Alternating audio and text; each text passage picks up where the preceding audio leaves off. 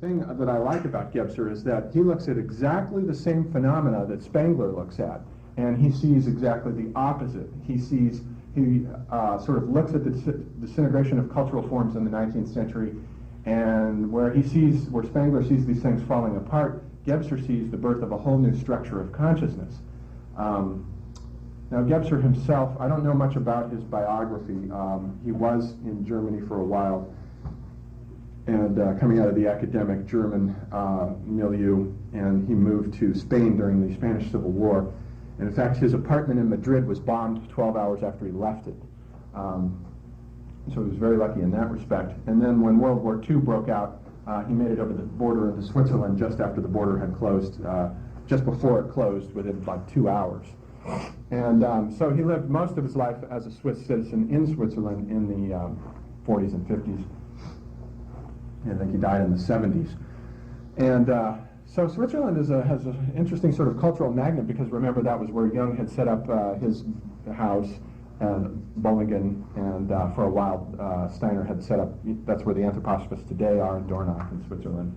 And we had Gebser there for a while. So that's what little I do know about his biography. He had a prodigious output of writings. Most have not been translated out of German. The only book that has, other than maybe one or two smaller scraps, is this big one, The Ever-Present Origin, which, like Spengler's Decline of the West, is also a 2-volume work. And the first volume of that appeared in 1949, and the same year, by the way, Joseph Campbell published his first great book, The Hero with a Thousand Faces, in 1949. And the second volume came out in 1953, and that was called The Ever-Present Origin, both works.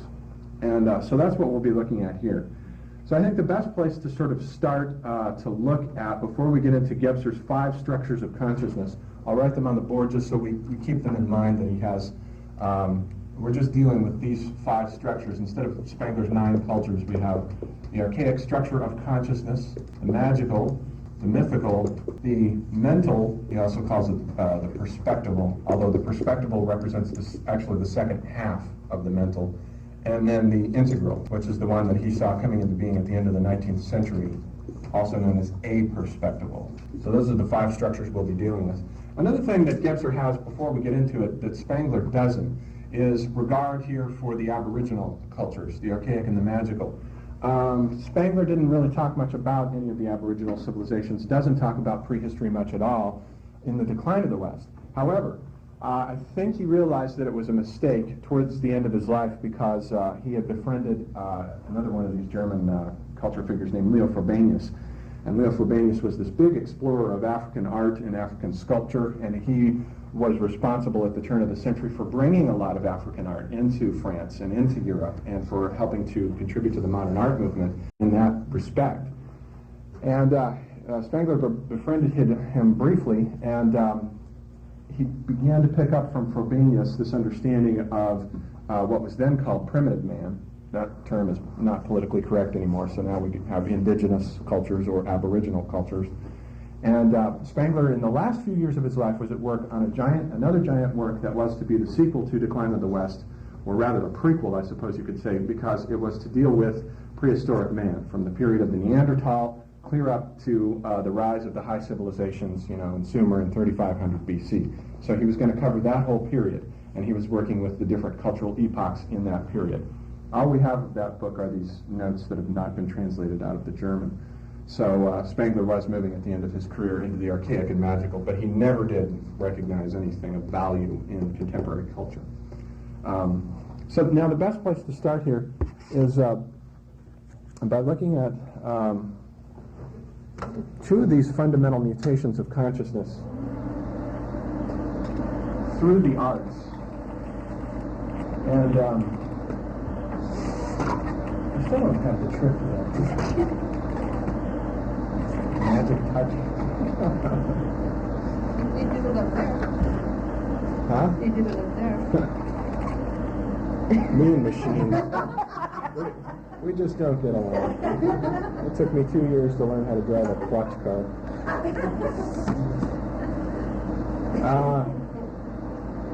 So the two mutations that I just want to start off, and this is a good way to do it, looking at art history, because it's concrete and you can see, you can actually watch the process happen instead of just hearing about it conceptually, and then we'll talk about it conceptually after we look at the actual process. So the process that we'll be looking at are two mutations. The birth of perspective in painting, that's the perspectival consciousness structure, which comes in about 1500 AD. Here we're back in 1308, before that's taken place. And then the one that took place in the end of the 19th century when perspective shifted into aperspectivity. So we'll look at those two mutations.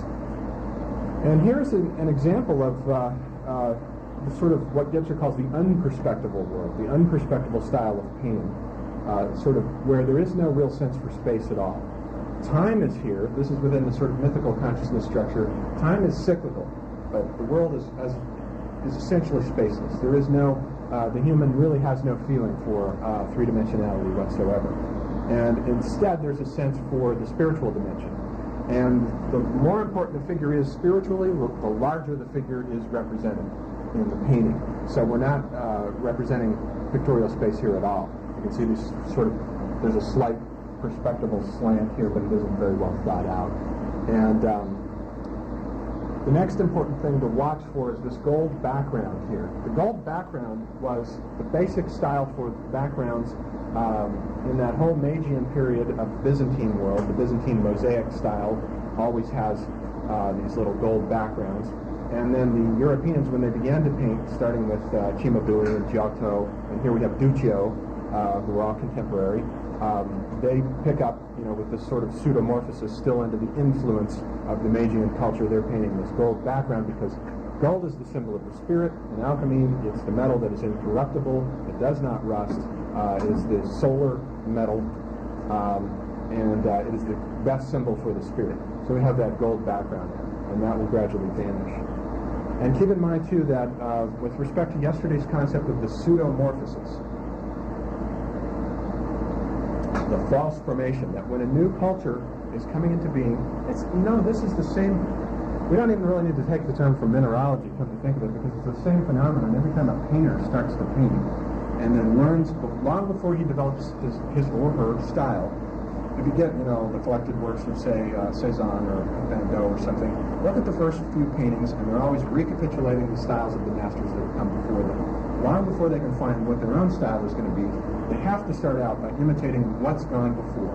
And so in that sense, the early works are a false formation until the true soul of, Picasso, for example, appears in the painting that we'll see, Demoiselle d'Avignon, where suddenly he's no longer just imitating Cézanne and the Impressionists.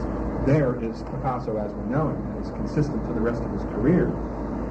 So the same thing happens anytime somebody sets out to do anything creative. You have to start by imitating models. And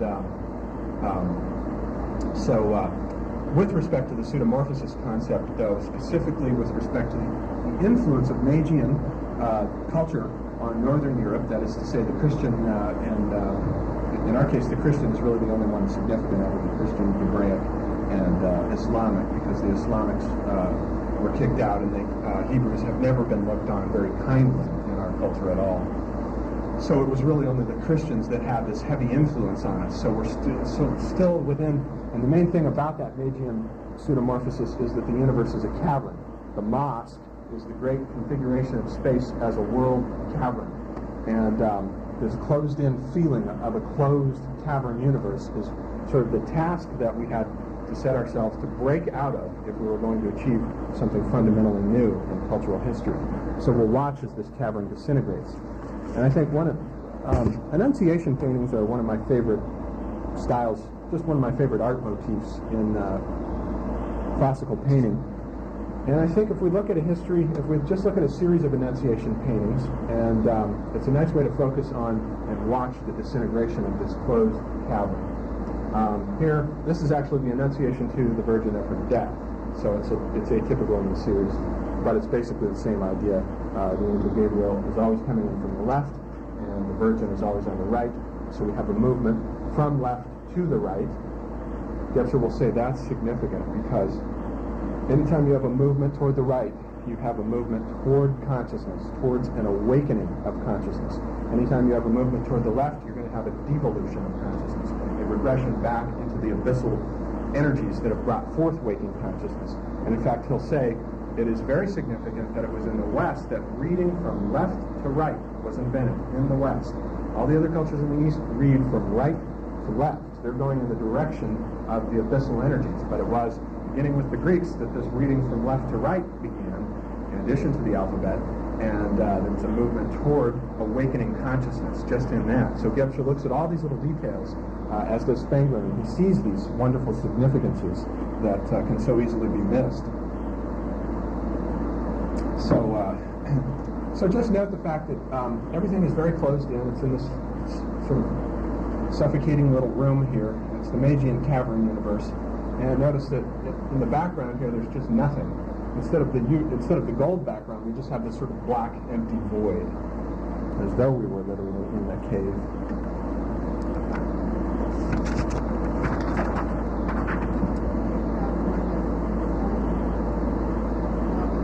Yes, if you can figure it out. It's sort of bothering me, and I'm trying not to pay attention to it. This is Fra Angelico. He was a pupil of Giotto. Generally, when you look at textbooks of Western art, they always say that Northern European painting begins with Giotto. Giotto is a contemporary of Dante. They're both living. In fact, I think Giotto painted Dante's portrait. But now we have the plot.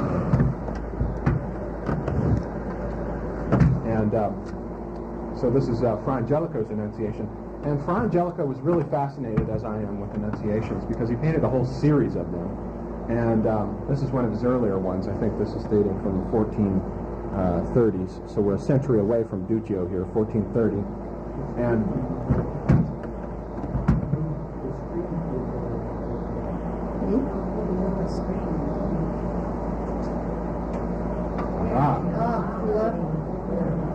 that just took a chemist to figure that one out.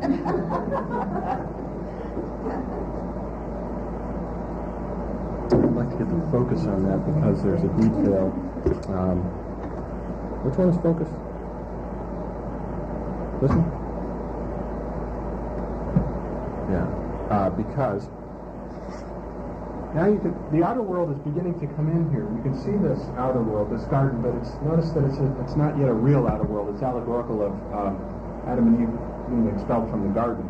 So it's a spiritual, symbolic exterior, but an exterior nonetheless. And there's the descent of the Spirit coming in. Gabriel comes in. And notice here that the canopy up here is represented as a spangled sort of starry sky. So we still have this closed-in womb and this idea of the heavens, the night sky is this sort of starry closed womb. Another comment Gebser will make is he says if you look at, he's very keen on etymology, looking at the history of the evolution of consciousness through language.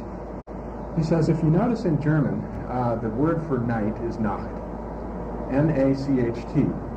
And he says the word for 8 is Acht, A-C-H-T. Well now, what he says is that is tantamount to this recognition of an evolution of consciousness, a movement out of the cavern-bound world where you have the 7 starry, the 7 planetary bodies moving against the background of the fixed stars as the cavern of the night. When you drop the N from that, you get Acht, and then Achtung, which means attention, waking. So there's an association with the movement out of 7 into 8, with a movement simultaneously out of the cavern world into 3-dimensional perspectival space. So he notices these little details. And he traces that through all the language families in Europe, too. You can find that. Even in our word night and 8, they sound very similar. If you drop the N, you go from night to 8. And the other thing, and also notice that her garment is the same color as the starry sky here. This is the sort of idea that we are enclosed within the womb of space-time. This is the old Egyptian idea where the sky goddess is Nut, and she encloses us within her womb.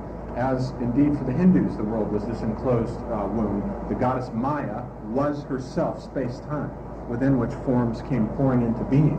So we have this sort of vestigial echo of this Egyptian cosmology where the woman, the goddess, is configured as the closed world. And also this is the period of Notre Dame, our mother, who is the gigantic cathedral within which you go, and you're sort of enclosed within this womb. And within that womb, spiritual possibility, in the physical womb, but the etheric body is sort of building the infant and working on its energies, the embryo. Within the spiritual cavern, you have these spiritual energies working on it. So you're sort of being developed that way. You can start to see this opening up back here. There's a little opening, tiny little window there. And then another painting of Fra Angelico's, which is later, 1450.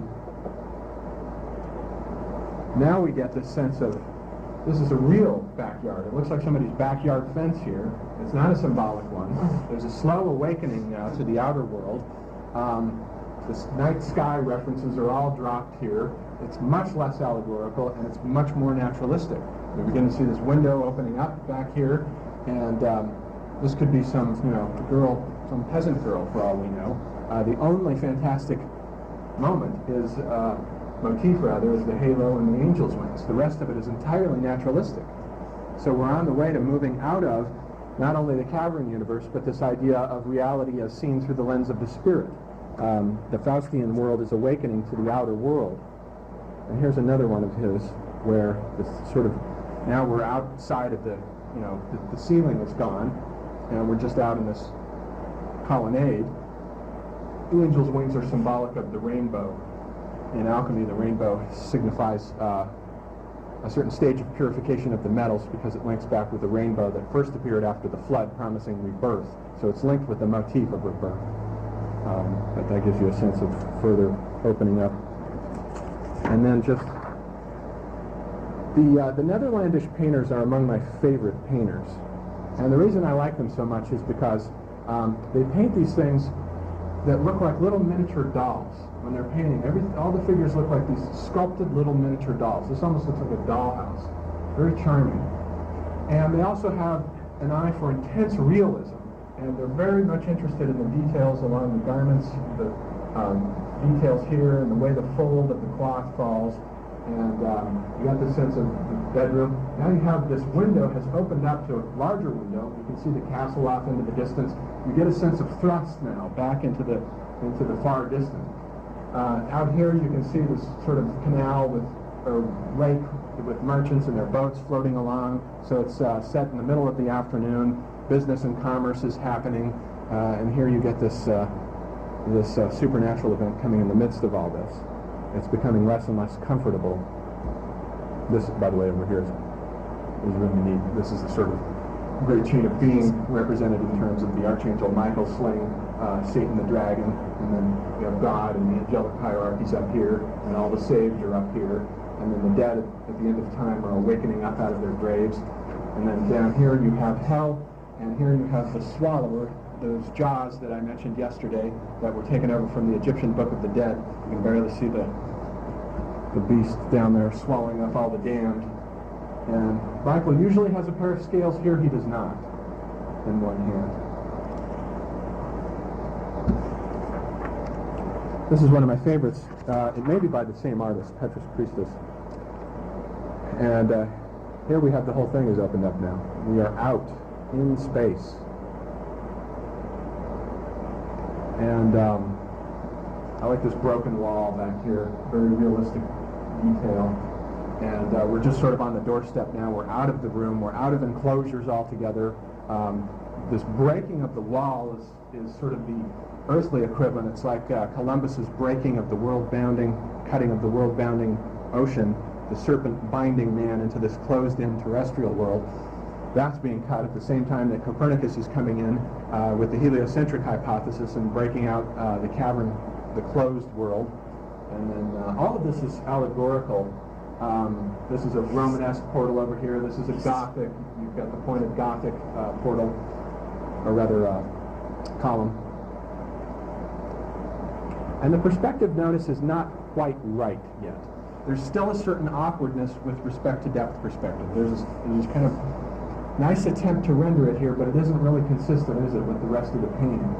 There's a certain awkwardness still. Perspective was something that had to be worked out gradually. It wasn't just something, they knew what they were they unconsciously knew what they were striving for, and half-consciously, and it was a process that really took an entire century for it to get it right. From 1400 to 1500 is the crucial period. It's exactly, by the way, the period of the Portuguese navigators and the voyages of Columbus and all of those people. They're venturing out into the infinite space just as these painters are. But here the process is finished and complete. With Leonardo, the Annunciation painting has achieved its climax, and after this it begins to fall away and is represented less and less often.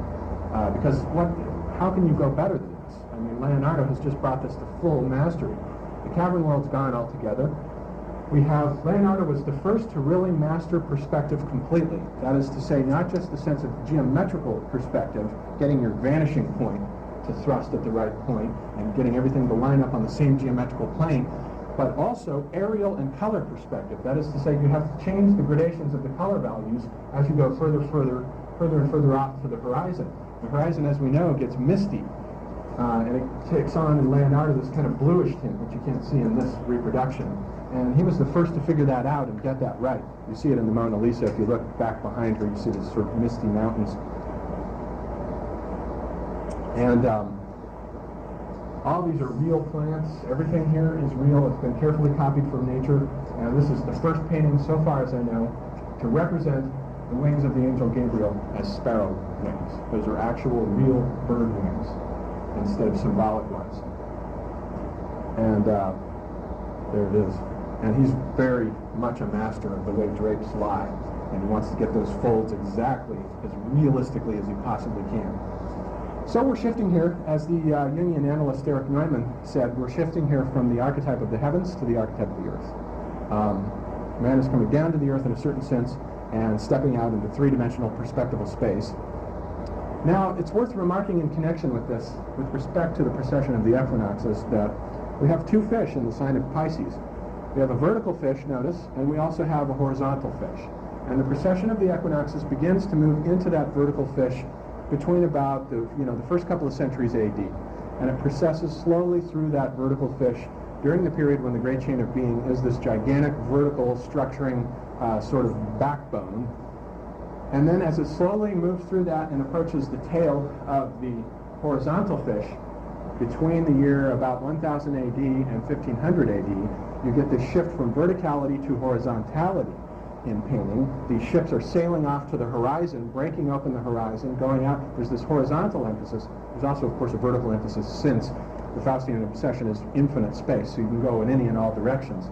But I find that interesting with respect to this emphasis on the expansion of the Earth horizontally and the precession of the equinoxes into that horizontal fish in Pisces. That was Jung's point in one of his works. This, just for historical fun, is just the first technically correct perspectival painting. This is back in 1425. That Leonardo image was 1473. You can barely see it here, but this is Masaccio. He died at a very young age, in his late 20s, and he was just the first to get the perspective geometrically correct, exactly. And you can still see the closed-in cavern. Everything is very sunken in here. But people are becoming fascinated with geometry and with painting things in terms of geometrical triangles, because the works of Euclid have been translated, and everyone's very fascinated with the application. You might say that perspective is, in a certain sense, the fusion of Euclidean geometry with painting. This is one of my favorite images. It's a 16th century German woodcut that shows Faustian man breaking out of the cavern, going out into the cosmos, sticking his head out there. And this is the closed-in night sky world, sun and moon and planetary bodies. Out here are these spheres, but we've got this sort of mechanical clockwork motif. So we're moving on out of the Anima Mundi into the clockwork god here. And this, by the way, is exactly what we just saw on the Truman Show. Does everybody remember the Truman Show? The bound-in, closed world. In a certain sense, and the very end of the Truman Show is exactly this. Punching and punches his hole through the stage set there. And in a certain way, the book I'm working on now is about how cinema is recapturing these old images from the past, scaling them down, miniaturizing them, and snaking them in subliminally so that nobody knows, unless you've studied these images, what they're looking at. But I'm carefully tracking these things, and that's the second book that I'm working on. And the thing about that is that with respect to the Truman Show, the idea is now in that film, with electronic culture, there's a danger of creating a reality that is completely artificial, and is such that, and particularly with respect to our children, They don't know that the world that the media is beaming at them is a construct. They mistake it for reality. How many times do we hear news reports of things where the facts are blatantly just wrong, or they're sensationalized for dramatic effect? The media has this sense where the primary thing is entertainment. Facts are secondary. Facts belong to the Gutenberg world of the past, not to the present world, where reality is structured now as entertainment, and that's the primary factor, warping everything else to fit that.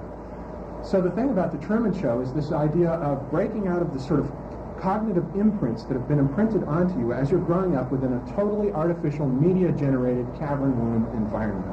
And the need to break out of that, Marshall McLuhan was the first, he was another theoretician of the evolution of consciousness back in the 60s, and he was the first to begin to see what was happening in terms of, he was examining advertising and examining all the popular culture, cartoons and comic books, and he said, look, this stuff will control you.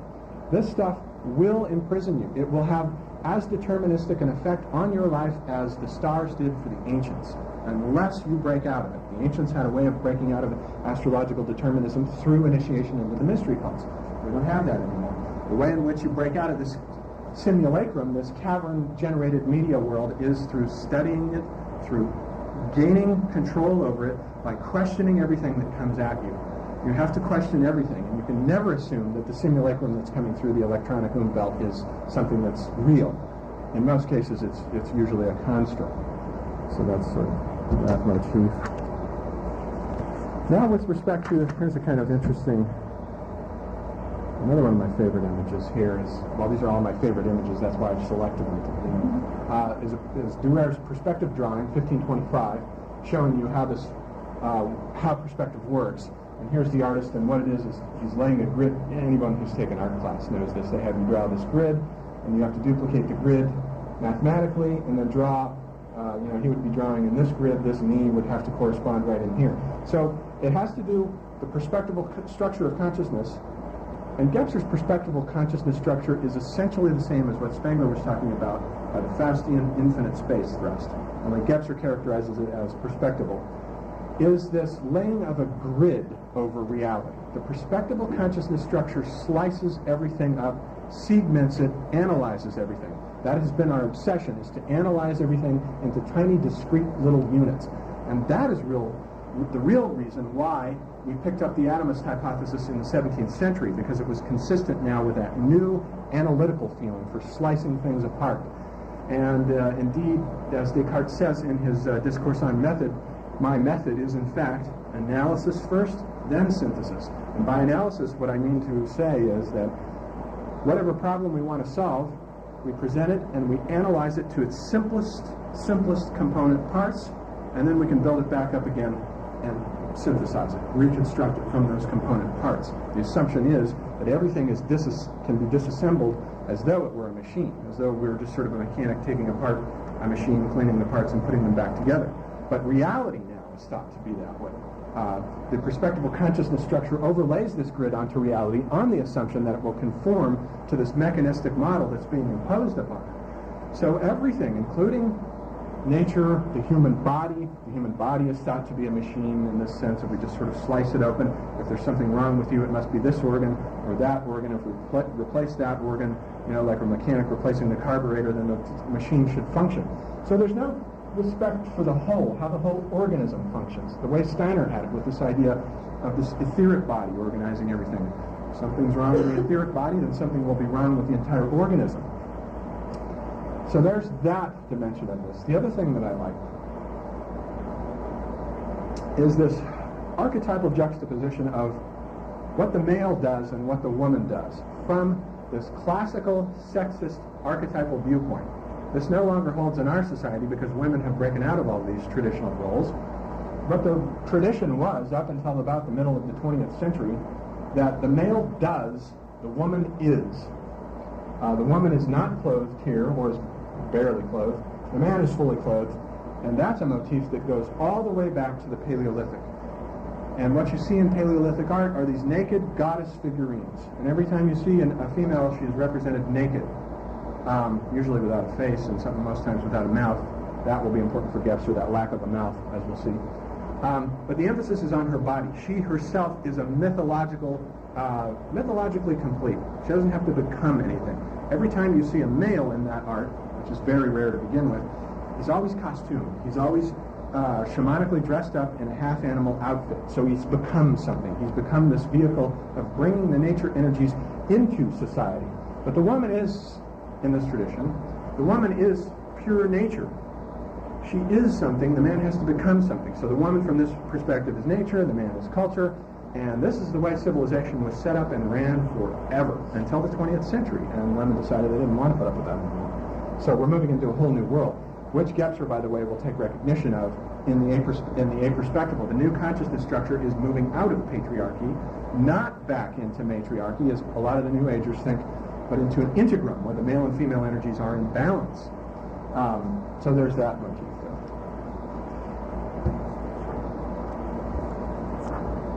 And this is from Vesalius, this grisly thing. And Vesalius publishes his textbook in the same year that Copernicus publishes his in 1543. And Vesalius, what's important about him is that he was the first to begin to go out and cut up bodies instead of relying on the textbooks of Galen.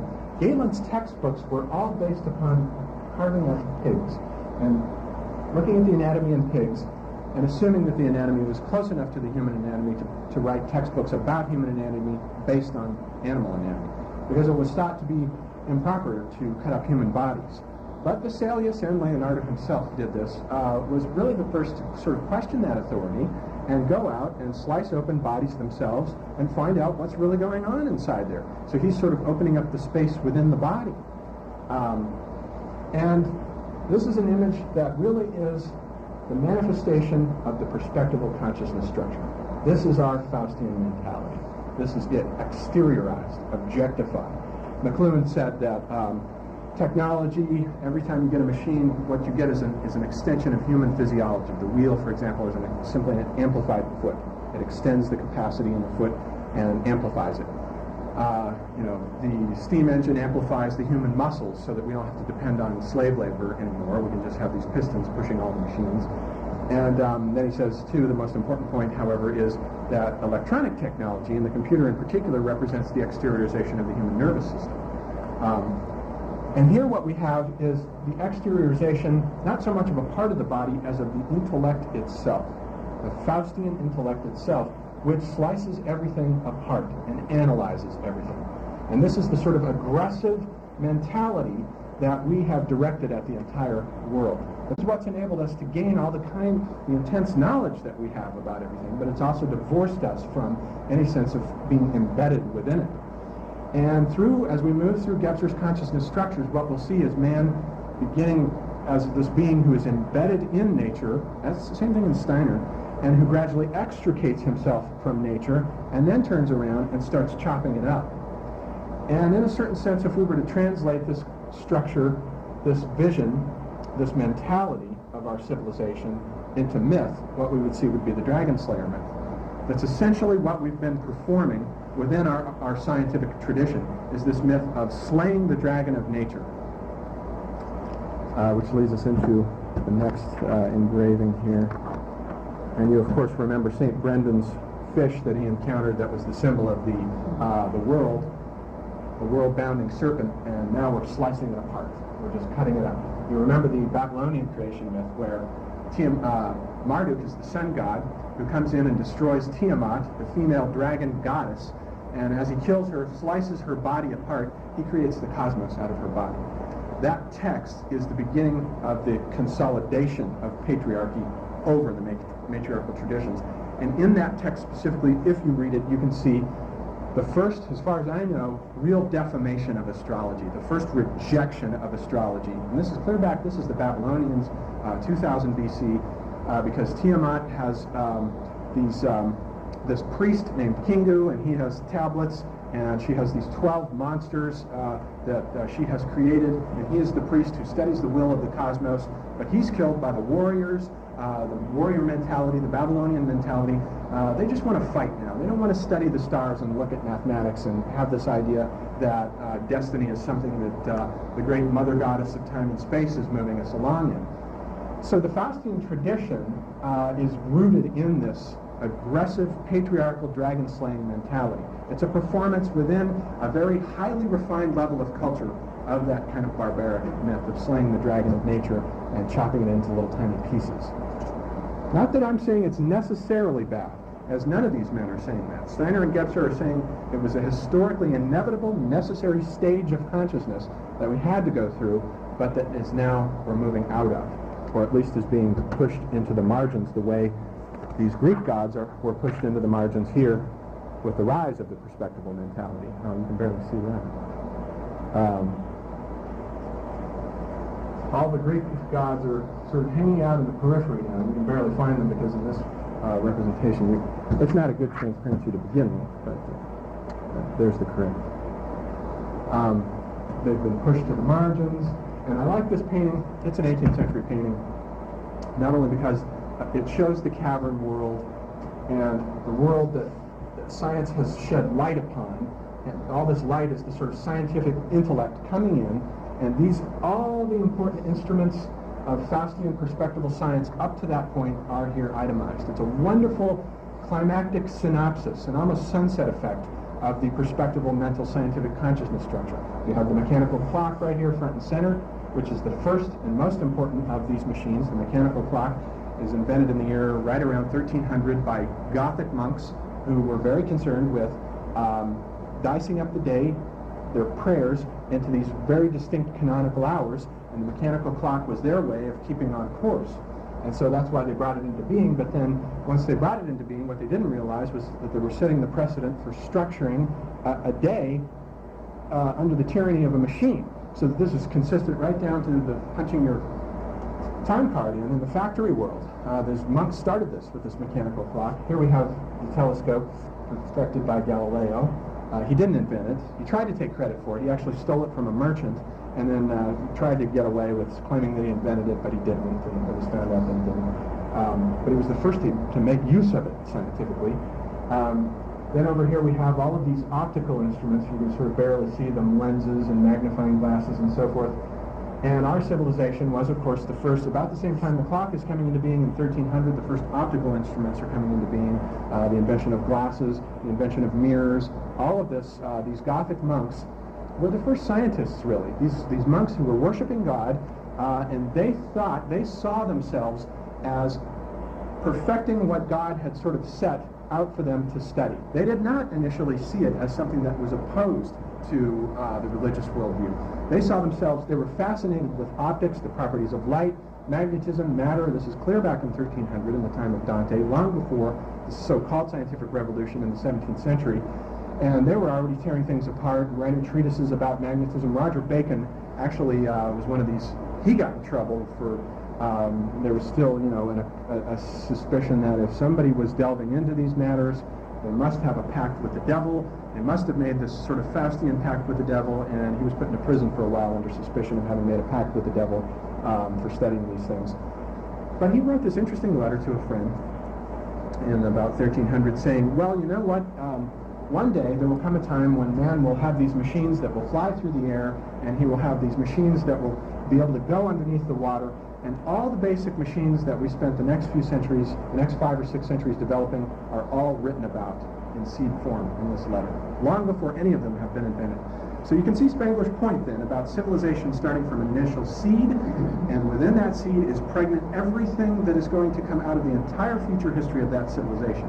The way in which you can predict the entire life history of a plant simply by knowing what characteristics that plant species has, and you know that when that seed hatches, everything is going to come out of that plant. You know, given certain nourishment, what's going to happen. You can make predictions about its future. So Spengler thought, likewise, that you could make these historical predictions if you knew what all the initial parameters were at the beginning of the system. And that's what gave him the ability to make correct predictions about the next few centuries ahead of us, is this basic model.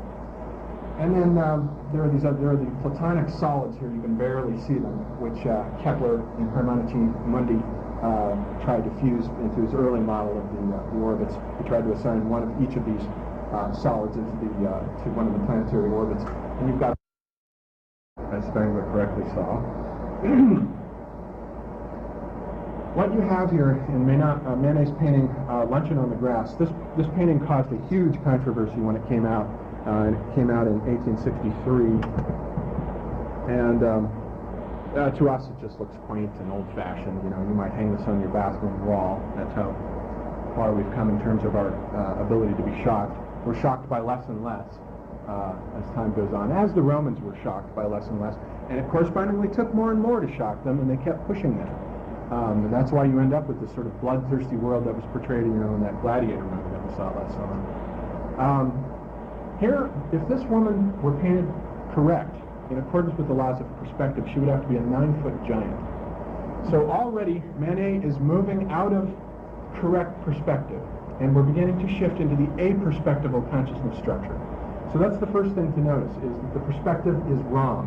These figures are painted correct perspectively, but the light sources aren't all coming from a single source, as they should in a perspectival painting. You've got light coming from back in here, and this figure, this set, is painted as though there were floodlights down below here, and they were on a stage being lit up from above.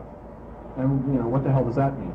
And nobody could figure out what he was doing. What is he talking about with all these strange light sources coming in from different directions? So you begin to get this sense of, you know, perspective is moving into something else altogether. But what really shocked everyone wasn't the violation of the laws of perspective so much as it was this naked woman on the grass with these two fully clothed men. And it didn't seem to be an illustration. It would be one thing if that was an illustration of a specific classical myth, but nobody could think of a myth that it was an illustration of. And of course, it is an illustration of a myth. We've just seen what it was, the myth going clear back to the Paleolithic, that the woman is nature, the man is culture, the man is the performance of society, and the woman simply is sufficient unto herself as a revelation of the powers of nature. And that's what's going on in that image. And then he sort of miniaturized a little still life over here. Yes? So is he conscious of what he's doing? No. No. The only thing, you know, not in terms of, you know, people are rarely conscious of archetypes. You know, if you ask these film directors where, if you ask the writer of The Truman Show what he was talking about there, he won't have a famous idea. But in the case of what he was conscious of was a conscious violation of the laws of perspective, so he knows what he's doing technically. He doesn't know what he's doing archetypally. But this painting was based on an earlier Renaissance painting. There are a couple of Renaissance paintings that I didn't bring them with me that have this same configuration of it. A naked woman or two naked women hanging out, but you know, it's a different thing set in the Renaissance context where you have these sort of gods floating around. And so it did have that precedent. It wasn't totally unprecedented. But it wasn't a particular illustration of a particular myth, and that's what and this is the Victorian age. We're in 1863. We're moving into the Victorian age. There's a new kind of repressiveness and uncomfortableness that's beginning to settle into civilization regarding sexuality in the body. Now we move on to Cézanne, who responds to Manet with this. He says that this is his Luncheon on the Grass. And now he's got the three figures. He's sort of bringing back the mythological reference to the three graces. So now it's okay. We've got three graces. It's okay to represent the three naked women. This is Cézanne himself, represented. He's just sort of musing. There's his friend probably drawing in a sketchbook. This guy's getting ready to take a sail on the boat, on the lake. And then the important thing, though, about this painting is that, and I didn't bring the diagram of it, which I should have, is that later on a scholar in the 20th century, a woman analyzed all of Cézanne's paintings, and what she found was that he painted on curved, not literally on curved surfaces, but he painted with curved geometry. So that if you look at all, instead of having these rectilinear vanishing points and sharp angular curves as we've had in all these other paintings, or rather angular, angles, not curves, Cézanne painted the world in terms of curves, and it's literally a curved space. This is sort of curved over here, and you've got this wavy undulation over here, and Gebser's going to say that the important thing about the aperspectival / integral consciousness structure is that its primary geometrical symbol is the sphere. And non-Euclidean geometry, remember, was being discovered at the turn of the 19th century, and it was discovered independently by 4 or 5 different mathematicians. And all of non-Euclidean, the majority of non-Euclidean geometry anyway, is based on curved space. If you take a sort of and you can say laws are absolute, and if you draw a triangle and you say the sum of the three angles of a triangle add up to 180 degrees, and that's true forever. Well, what these guys did was they said, let's put that triangle on a curved surface, then add up the angles. They don't add up anymore to 180 degrees because the angles have been changed by being placed on a curved surface. And the way in which you change the curvature, if you change it to convex, you can play around with that. So, and that was, of course, the forerunner of Einstein's vision of gravitation now as curved space. So there's a spirit moving through Faustian culture that begins with the discovery of non-Euclidean geometry, moves through the painting, and then ends up in science. Science usually catches on last to what is being discovered in art first. And then Cezanne is, of course, the master of the still life. And this is a completely aperspectival painting. These pots are represented as though you were looking at them simultaneously from down and also from directly on this way. Same thing with this plate. You're looking at it from above at the same time as you're looking at it from profile. So nothing is correct perspectively there. The table, everything looks as if it's about to slide off of the table because there is no horizontal thrust where the table should be. So he is consciously violating the laws of perspective. It's not the same thing in the unperspectival consciousness structure where people didn't know about perspective. They didn't know how to represent things correct, in correct perspective. Here they know how to do perspective, and now they're moving on and violating it deliberately because a new consciousness structure is coming in, Gebser will say, and is unconsciously sort of causing them to do this, and to depart from this tradition. So Spengler sees all this as a departure from tradition, and Gebser sees it as a departure from tradition because it's establishing a new tradition. And Cezanne's Bathers is another important. He's got a whole series of these paintings. He had an obsessive mind, and so he really only has three subjects: the still life, the bathers, and the mountain. And he paints, like 50 paintings of each of those subjects. He's very obsessive. But this painting I throw in here is the transition to Picasso because this figure here and this figure here, keep your eye on them because now they appear in the painting that established modern art. And this is Demoiselle d'Avignon, and there she is. Correct. That's correct. Here she is, sitting down, and here's the central figure. And this figure is simultaneously represented from looking at her from behind and also looking at her face directly from in front. So she's completely torqued. And you have this total thrust of total aperspectivity here. Now, lots of people say that this was inspired by Picasso's study of African art. And in particular, these two here look like as though they were based on African masks. And in fact, they may be. There was an exhibition of African art in the Museum of France. But the thing is that even if that's the case, the African art structure, as we'll see, exists within a totally different consciousness structure, the magical consciousness structure. It doesn't have this sense of aperspectivity in it, and we'll see why in a moment. But this is the beginnings of modern art, 1907, really. And after he painted this, he was so upset with it that he kept it, I believe, for like 10 years, and never showed it to anyone for about 10 years. And so in James Cameron's movie The Titanic, he makes the mistake of having his character, because that took place in 1912, and this has been painted in 1907, the lead character has a sort of copy of this in her cabin, but it wouldn't have been available to the public until about 1917. And here's Picasso's famous way of representing a human portrait simultaneously in profile and directly in full face. And so what you're getting there, the important thing to understand about the aperspectival consciousness structure is that now you have the eruption of time. Time is a dimension that isn't included in the perspectival three-dimensional consciousness structure. You've got three-dimensional space, and you've got this sort of slicing up of time into these three segments: past, present, future. Time in the perspectival consciousness structure, everything I should say rather, is drawn out in terms of a triangle. And with the eruption of time into art, you began to get this idea that if the person was sitting and I walked around the person and looked, as I was walking around the person, the time that it would take me to walk around the person, I would get all these different angles of the person. But here the different angles are being represented at the same time, and so you get this sense of simultaneity of time and the eruption of time. And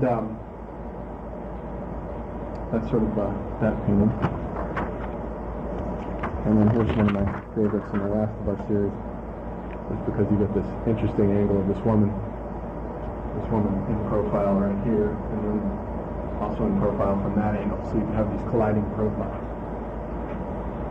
So that's how Gebser begins his book, by looking at these two different moments where we have the mutation from the unperspectival to the perspectival, and then the perspectival to the aperspectival. So now why don't we take a little break for a few minutes and digest that, and then we'll come back and go into Gebser's consciousness structures.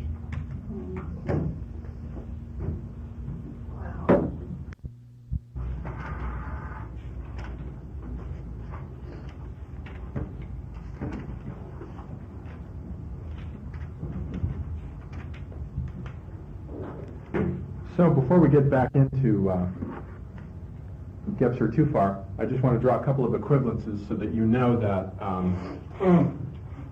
we're just sort of playing the role of the blind man and the elephant with all of these guys. No single one of them has a complete, not even Steiner, and Steiner probably was the closest, a complete picture of reality and the way it works. I don't think such a thing is possible. Reality is far too richer than can ever be captured in anybody's conceptual system. But that's one of the reasons why I wanted to expose you to these different points of view with regard to the same idea of the evolution of consciousness, so that you don't get stuck in any one of them and think that that's how it is, because Gebser says there are only 5 structures, and so that's it. But I want you to get a sense of, well, Gebser says there are 5 structures, but Spengler denies that there was an evolution of consciousness, so that you can have these different points of view to play around with for yourself and sort of make up your own mind about what you want to believe with respect to each one of these. But just with respect to the mythical consciousness structure is what we're dealing with. Spengler begins right there in the mythical consciousness structure with the Sumero-Babylonian culture and the Egyptian, and probably also you would say the Indian, Chinese, and the Mexican all belong in that group. And then when he begins to talk about the Greco-Roman, he's talking about the mental, what Gebser will call the mental consciousness structure, and what Steiner said was the birth of the intellectual soul consciousness in 747 BC with the Greeks. So those men agree on that. And really what Spengler talks about then with respect to the Northern European Faustian consciousness is essentially what Steiner meant by the consciousness soul epoch that begins in 1413 AD and will go on to 3573 AD. And it's essentially the same thing as the second half of the mental consciousness structure, which is the perspectival one. Now, Gebser will say that the mental consciousness structure begins about 800 BC with the Greeks, which is about the same date that Steiner gives for the birth of the intellectual soul, 747. But the Greeks didn't discover perspective in painting. And perspective didn't come in until, as we just saw, in about 1500, which is the date that Steiner gives for the beginning of the consciousness soul. So we have to recognize that the perspectival really represents a second development out of the mental.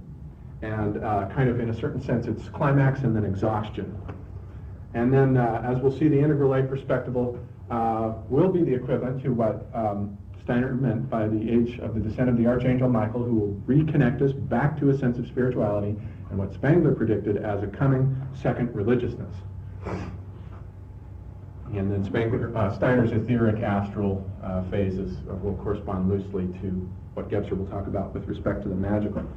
Gebser also draws a little footnote in the beginning of Ever-Present Origin, and he says, this is a note that he wrote later on, long after the book had been published, and he says, since I've been writing, I've discovered the works of 2 other men who are basically saying the same thing I'm saying, Sri Aurobindo and Teilhard de Chardin. And so, and I haven't studied either one of those men in the depth that I would like to. I would have liked to have included them in this. But Sri Aurobindo has this idea of the descent of the supramental. And he has this organization of, he's coming out of the Hindu culture. Steiner was sort of coming out of the Christian culture. Aurobindo comes out of the Hindu, and Chardin comes out of the Catholic, specifically, tradition. And all of them arrived in the 20th century at a similar set of conclusions. So something is happening.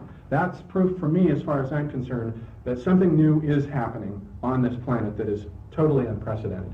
And for, as I say, for Aurobindo, it was this idea that the world was this sort of great soul that buried itself in matter and then mutated into the level of life, and then life mutated into the level of mind, and then in the human project, and then now it's mutating into the level of the supramental. And he calls it descent of the supramental, which is very similar to the terminology Steiner uses in describing the descent to the earth of the Archangel Michael.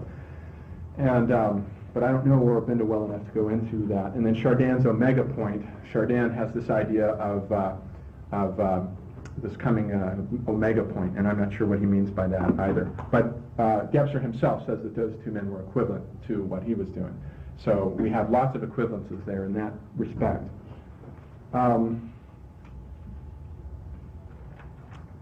So then let's start to take a look sort of back at the beginning with one more set of illustrations that would be very brief.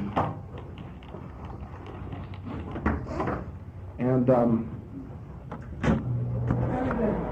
this will just sort of give us a sense for the magical consciousness structure. Now, Gebser says the earliest one is this archaic structure of consciousness, but he doesn't really define what the archaic structure of consciousness is very well. He just says it's whatever was before a man was into this magical consciousness structure. So we can probably use it to refer to, the hominid structure of consciousness, Brahmapithecus and the Australopithecines. But also, in a certain sense, it is the ever-present origin. The archaic structure of consciousness is ever-present. And so the important thing about it is, and so are these other consciousness structures, once culture mutates into them, the others are included. They aren't discarded, they're kept, miniaturized, scaled down, and relativized to a specific area, but they're kept. And the ever-present origin is important because the archaic structure of consciousness is the source, the seed ground from out of which these mutations come. And so the fact that origin is ever-present with us means that nature can produce these mutations of consciousness anytime it wants. And so that's what he means by ever-present origin. And so then moving into the magical consciousness structure, which he doesn't give a date for because he says the tendency to give dates is really a function of the mental consciousness structure. We're the ones obsessed with dates. These other consciousness structures don't have that sense of time.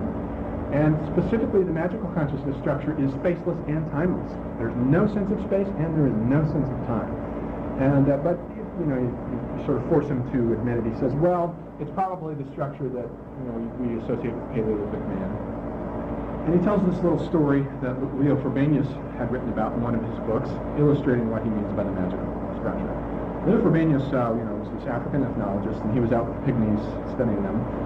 He woke up one morning and he wanted them to go hunt game and bring some back. He wanted to see how they would go about this process.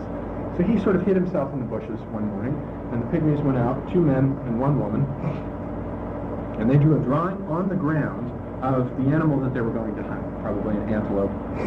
And they waited for the sun to rise. And the moment the sun rose, the first rays of the sun, when they touched the image, they threw their spears at the image, and the woman raised her arms, shouted something, and the men took off.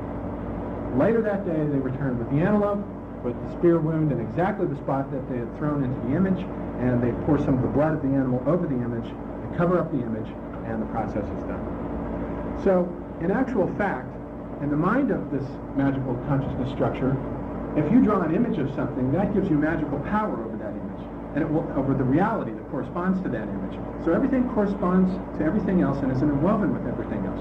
You want to kill an animal, first you have to kill it on the wall, then go get it. You've already done the sort of spiritual aspect that has doomed that animal. In a certain sense, the animal, whichever one the group soul of the herd sort of allows to go, has been doomed through this magical performance first.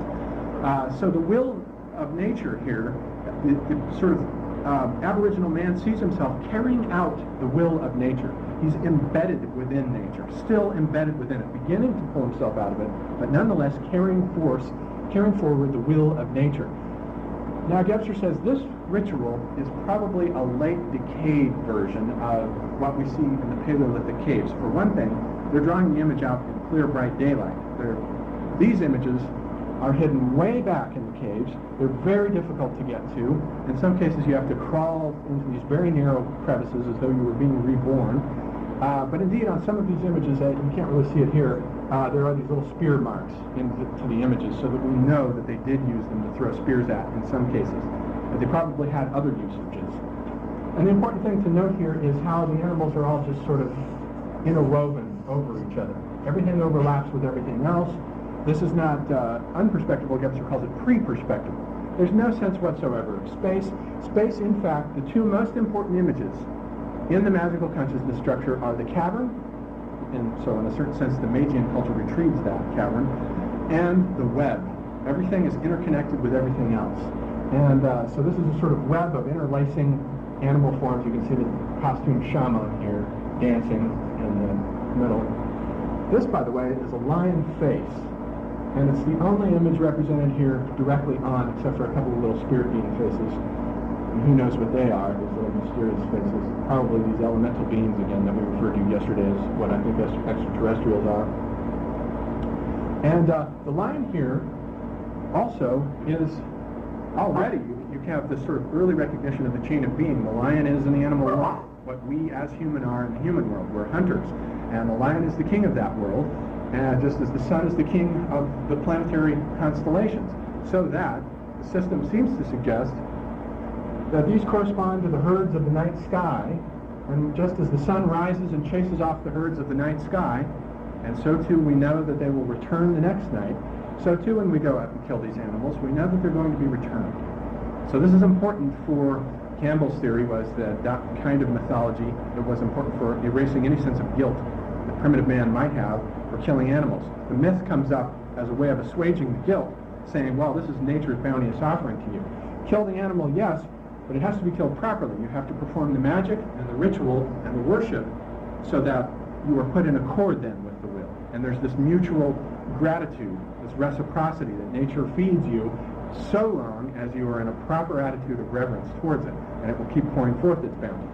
You know, there's an old Native American story that Joseph Campbell used to tell. It's a Blackfoot Indian myth, and it indeed may have echoes going clear back to the Paleolithic about the buffalo's wife, where he says, briefly, in the beginning, this girl, who is the center focus of the story, is looking up at all these herds of buffalo on the cliffs. And normally the Native Americans would sort of drive these buffaloes, scare them off of this herds over this cliff, and they would all fall down, sort of break their backs and so forth, and then they would have all this buffalo meat to eat and live on and so forth.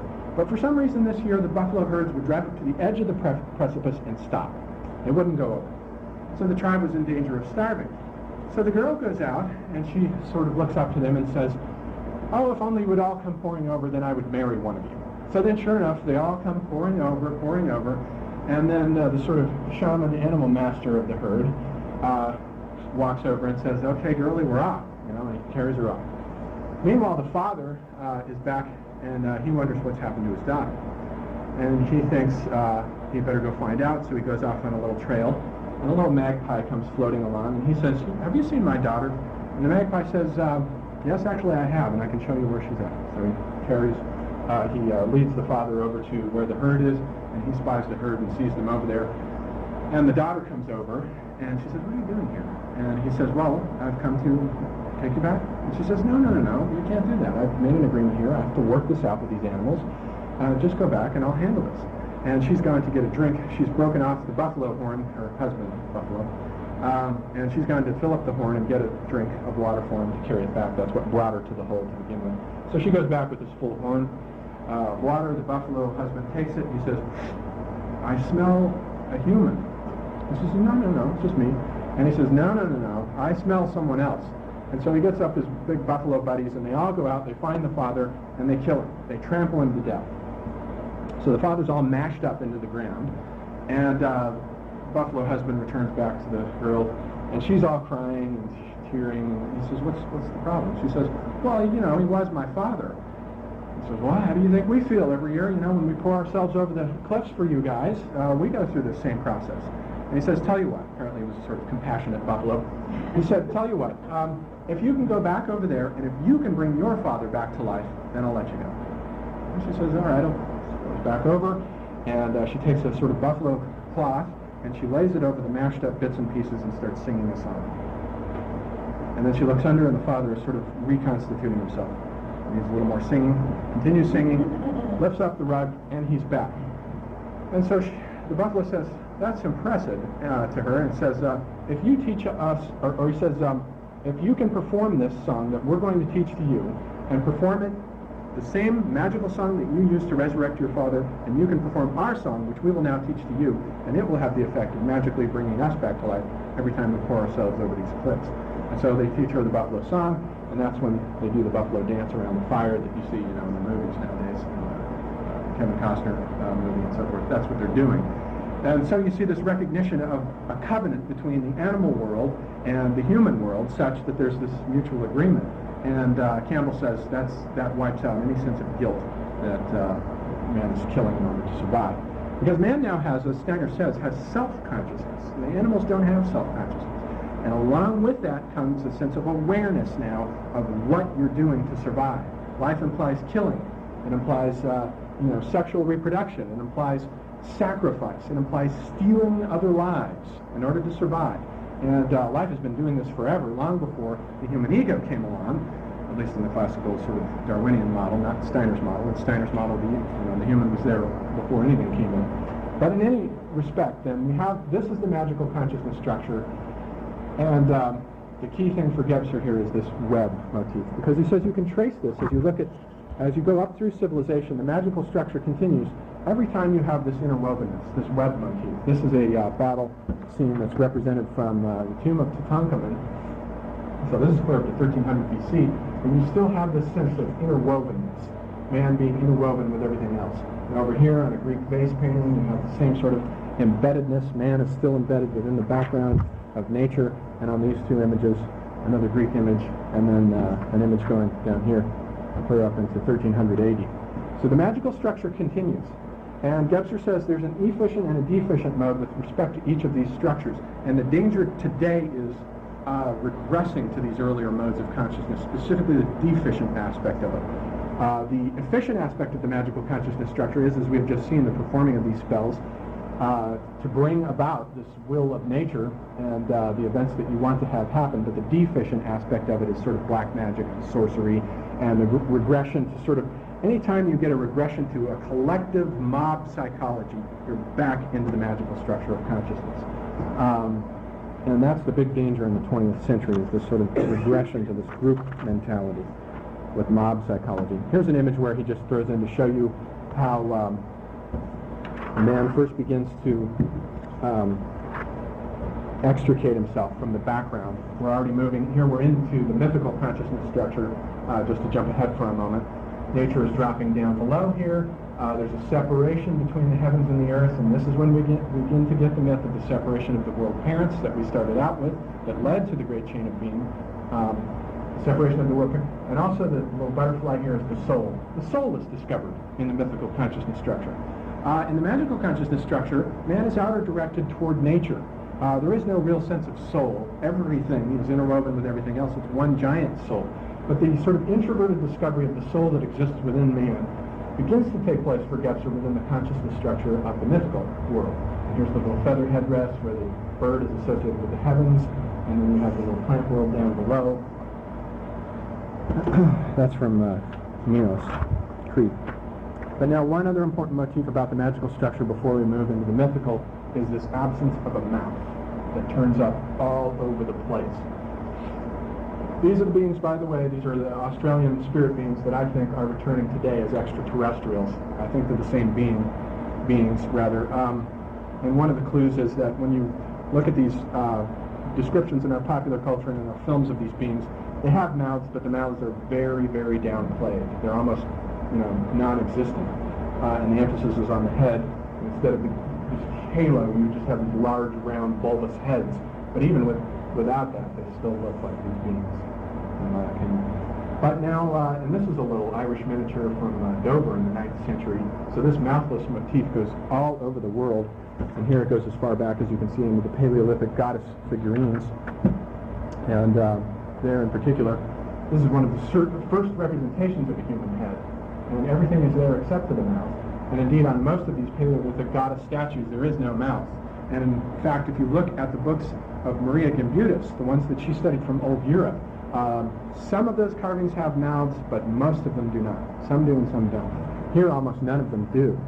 So what's the significance of this? Gebser says the mouth, the absence of a mouth, indicates that in the magical consciousness structure, communication is essentially nonverbal. That is to say that it is embedded within the group collectivity. Just as a flock of birds moving through the air doesn't require a mouth for each one to communicate to the other, they sort of have this nonverbal field effect whereby they communicate. So too in the case of magical man, communication was primarily through the means of things like telepathy, dance, ritual. It was very nonverbal and very much emphasized the group soul, the we, the single sort of mind that is shared by the group, where communication doesn't require verbiage. So then that's the part of the magical consciousness structure. So then if we're to sort of draw these things out on the blackboard, which is probably the best way to do this. Gebser says once we come to the mythical consciousness structure, the first thing that strikes us is the word myth itself, because the etymology of the word comes from the word for mouth. And now we begin to get the appearance of the mouth in the mythical consciousness structure. Myths come from the mouth because they are oral tales that are told. And this is not to say, I don't think Gebser means to say that there aren't stories that were told in the magical consciousness structure. I'm sure there were, but the emphasis wasn't on those types of cosmological world myths of the separation of the world parents and so forth that you get in the mythical consciousness structure. Just briefly, he says, myth is derived from the Greek word mythos, which means a spoken utterance, and mytheomai, which is a verb for to speak. But the key with the mythical consciousness structure is that everything is dualistic. Everything is polarized. And so there's a dual etymology from the word myth that relates to the word, I think the Sanskrit word or Latin word is mutus, which means the opposite of to speak, to remain silent. So there's this inherent ambiguity in the word myth that has to do with speaking and silence, and this eventually leads to the mysteries and the word mystery and the mystery cults, where, remember the tradition in these mystery cults and the Eleusinian mysteries and so forth is you cannot say about what you have seen. And indeed the Greeks were very emphatic about this. The most literate Greeks who were initiated into the Eleusinian mysteries, Aristotle, Aeschylus, these people would not talk about what they had witnessed in the Eleusinian mysteries.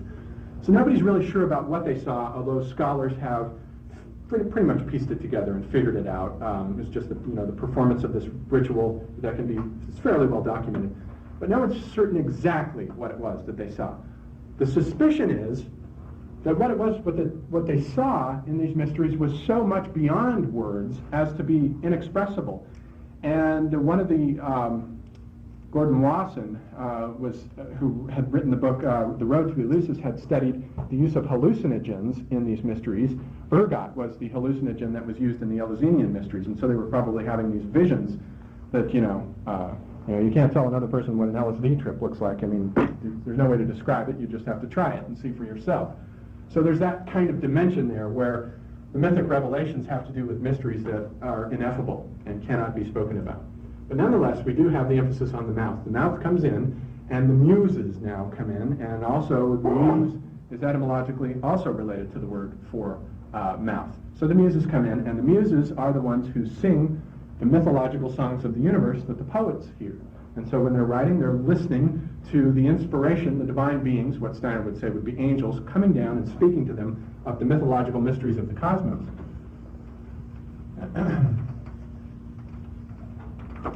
So then if we write these structures in cross-section, and this itself is a performance of the integral consciousness structure, writing things in cross-section rather than the perspectival, which looks at things from one point of view only.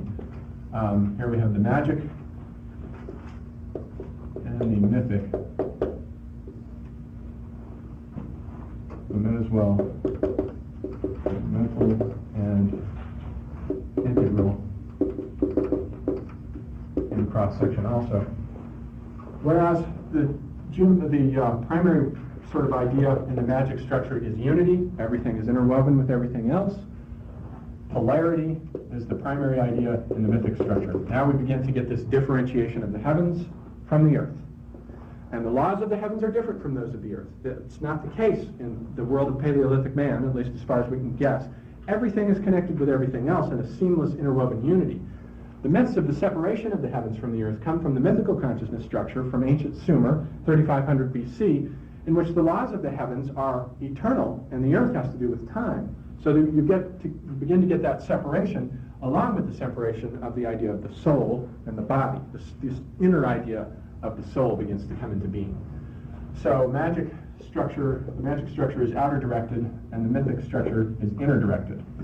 The primary geometrical symbol for the magical then is just the point. The world is composed of this sort of point-like unity. And the mythical now we move into the circle, which of course is the snake biting its tail. And not only that, but we move from spacelessness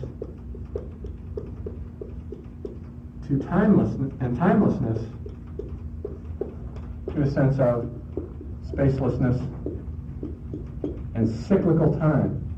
Time is now coming in, and we have this idea, Joseph Campbell's idea, was that right about in 3500 BC, what you got was the birth of astrology, in the sense that the entire civilization was worked out as a mesocosmic, the human body, the human is the microcosmic, the mesocosmic world that was the imitation of the cycles of the planetary bodies. And that was the sort of primary inspiration for the mythical consciousness structure as far as Campbell was concerned. He called this the way of the celestial lights. As above, so below, as Plato says, time is in the moving image of eternity. And so that's the mythical consciousness structure in contrast to the magical. And the mythical then is just sort of one-dimensional, and the magical, I'm sorry, is one-dimensional, and the mythical is two-dimensional in that sense. When we move into the mental structure, what we get as we move from unity to polarity is a sense of antithesis, which is sort of, the yin-yang idea is the idea of mythical polarity, where you have this, if you have the dark, you have to have the light. And you have the ambiguity where the dark contains a little bit of the light, and the light contains a little bit of the dark. So there's that mythical ambiguity. Not so in the mental consciousness structure. In the mental consciousness structure, beginning with the Greeks, something either is or it isn't. It's very dualistic in that sense. A is A, but it can't be B, and B can't be A. They have to be separate. So you have this new separation. You have the laws of logic coming in the Greek world. And it's indeed in the Greek world, 800 BC, that we have the mental coming in. You can put a date on that, 800 BC, for the mental consciousness structure. And then in the integral consciousness structure, we have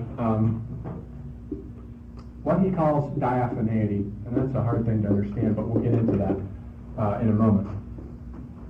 So we have outer, inner. The mental is once again outer directed toward nature. And the integral is once again inner directed.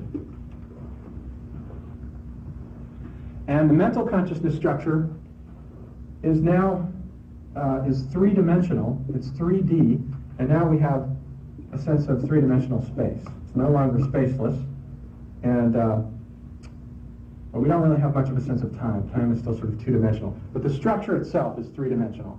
So we have an increase as we move from these consciousness structures in dimensionality. From one-dimensionality to two-dimensionality to three-dimensionality. And with the integral consciousness structure, we'll have 4 dimensions because time comes in. And time is, indeed, in the Einsteinian worldview, time became the 4th dimension. Space is 3-dimensional, time is the 4th, and the space-time unity.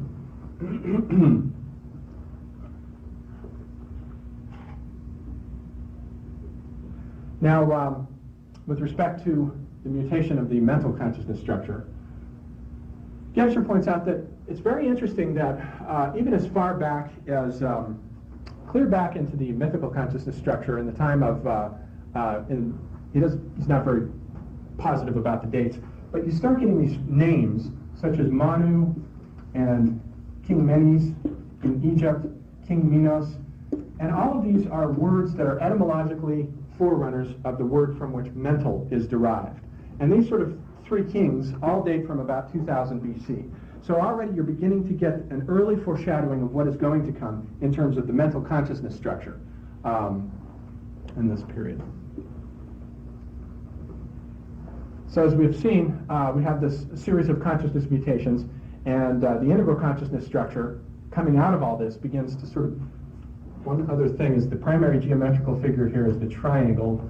The triangle in the mental consciousness structure is the vanishing point on the horizon, the vertex, where you as the person who is perceiving a particular space is the base of the pyramid and the vertex is at the vanishing point.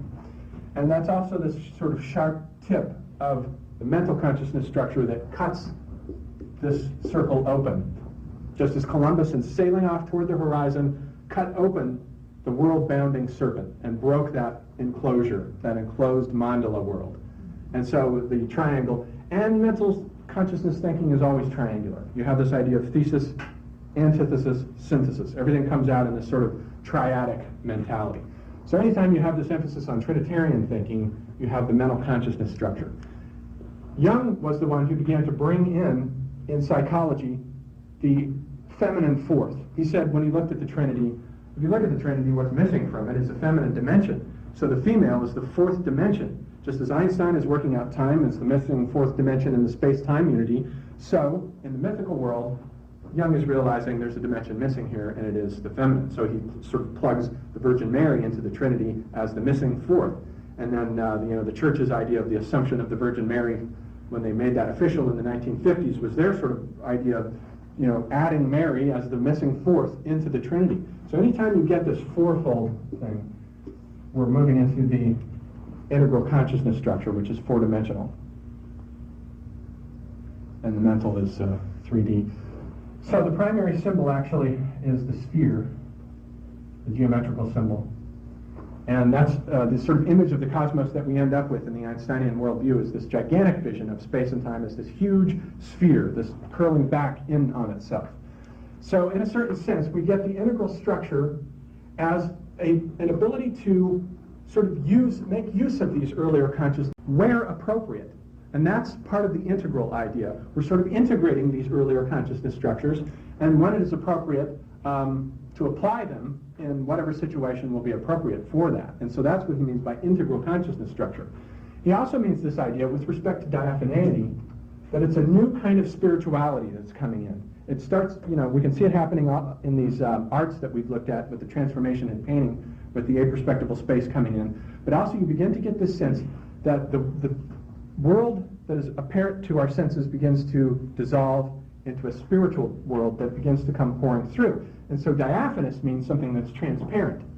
And that phrase that Joseph Campbell used to the idea is to render the world transparent to the transcendental energies, comes from Gebser. This idea that the job of a properly functioning mythology is to render the world transparent to the transcendental energies which should come pouring through. And Gebser saw Western civilization at the turn of the 20th century in all of the arts and sciences as moving into this transformation of consciousness, where now there's beginning to be a recognition of spiritual energies. The world is becoming transparent to these energies. And the materialism and patriarchy of the mental consciousness structure are beginning to disintegrate. He says that you have the matriarchy in the mythical consciousness structure and the patriarchy in the mental. But of course we know that the patriarchy obviously overlaps with the mythical, as I mentioned earlier with respect to the Babylonian myth of slaying the dragon Tiamat. So he oversimplifies that somewhat. And then the integral is simply the integrum, where you have a balance of the male and female energies together. And that's Jean Gebser in a nutshell, without going into further pedantic detail. Remember, each one of these modes has a sort of efficient and deficient mode, and the efficient mode of magic is spellcasting in a proper sense. The deficient mode is black magic. The efficient mode of the mythological structure of consciousness is envisioned myth that comes to you and is spoken by the Muses. The deficient mode is when the myths start getting written down. You start losing, the moment that you need to begin to invent writing, you no longer have a training of the memory. And one of the first complaints about the invention of writing in Greek culture was, we complain nowadays about electronic culture, what it's doing to the world of print. But their complaint, and the reason why Socrates refused to write anything down, Socrates was still involved in this oral cultural world where it was thought that, well, if you start writing things down and you bring in books, why do you need to remember anything at all? Want to just start eroding everyone's memories, this whole tradition of writing? And of course that's exactly what it did do, but it enabled a new expansion of information. More information could be written about, and you can construct libraries where you don't just have to go to the elder and ask them to recite every single story that's held in the collective memory of their people in the earlier oral mythic tradition. Now you have a sort of written mythic tradition, but Gebser sees that as a decline within the mythical consciousness structure. The efficient modality of the mental consciousness structure is thinking. The ability to think clearly is not something that we should underestimate. This was a long-fought battle. This is something that man gradually disentangled himself from nature. As we have seen in Steiner's vision of history, it was a long, slow, gradual process. And the alphabet, the introduction of the alphabet here, was something that helped man begin to be able to think clearly and abstractly and to begin to philosophize. But the deficient mode of the mental consciousness structure is hair-splitting, pedantry, overthinking things. And so he says, ripe for mutation in the 19th century to a new structure of consciousness, where Spengler just saw this thing falling apart. Gebser sees this whole new diaphanous spiritual consciousness structure coming in. And the efficient modality of the integral consciousness structure is diaphaneity, seeing the spiritual energy coming through, but the danger, the deficient mode is this sort of dissolution of everything into the void. So he was very guarded about any of the Eastern traditions. He regarded the Eastern traditions, with the exception of Zen Buddhism, as regressive. He says, and obviously also with Aurobindo, he liked Aurobindo, but other than that, he says, as far as India goes, as far as I can tell, the whole thing is locked into this giant cavern mentality. They see the world as this closed within this gigantic cavern, and you get all those Buddhist caves. Buddhists sort of were originally carving out these caves and burrowing into these cliff walls, and then when they stopped doing that, they started building these stupas, which are these gigantic dome-shaped Buddhist temples. And so indeed, they were very much locked into this idea of the world as a womb. The world is Maya. We are within the womb of the goddess, space-time herself. And so Gebser saw that as something that we don't need to go to the Far East. We don't need to be importing Eastern wisdom over here because it's not where we're headed right now. We want to come out of the cavern world and break out of this perspectival way of seeing everything just in terms of one point of view, to begin to back up, as both Steiner and Spengler did, and survey everything from an a-perspectival consciousness structure, so that we can see what values are relative to what system and how they apply in that system, and have equal respect for each of these systems. And I very much see Steiner as a manifestation of precisely this integral consciousness structure, because all of the consciousness structures are there in Steiner. You get the mythical consciousness structure. He invents his own creation myth. The language of myth is just, he is a mythologist. He isn't just writing about myths, he's actually inventing his own mythology. And not only that, but he was a trained philosopher and could outthink, almost anyone around him. He was just absolutely razor sharp in that sense.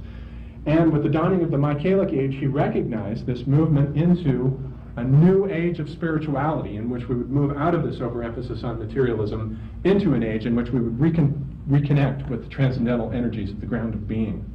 So I see Steiner as a paradigm case of Gebser's integral consciousness structure, and Spengler to a certain degree also, because Spengler says, remember my revolution in history is a Copernican revolution, where we step back away from this perspectival view of history. The Ptolemaic view of history is a perspectival view. Ancient, sort of medieval, and then modern, like the opening of the Star Wars films when those words come out in a triangular shape. You can sort of see that happening. And the moderns are, sort of at the other end of the pyramid, the newest, highest thing. And Gebser says, no, that's just, or Spengler rather says, no, that's just absolute nonsense. In the Copernican vision of history, each culture has its own cycle with its own center and its own set of values, and those values should be respected in each one of these cultures. So he is also manifesting this kind of integral consciousness structure. So that's the new thing, the integral consciousness structure that Gebser sees coming out of these earlier structures of consciousness. So that's really Gene Gebser.